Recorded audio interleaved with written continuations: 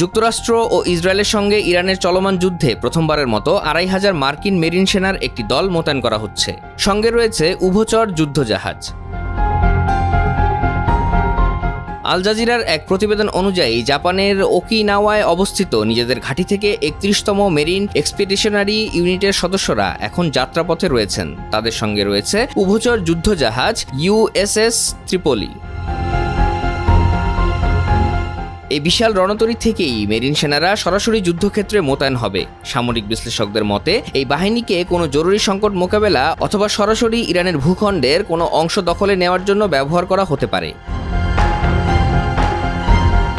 কর্মকর্তারা জানিয়েছেন, সাধারণত USS ত্রিপলির নেতৃত্বে থাকা এই ইউনিটে প্রায় ৫,০০০ নাবিক ও মেরিন সেনা থাকে, যারা একাধিক যুদ্ধজাহাজে বিভক্ত হয়ে দায়িত্ব পালন করেন।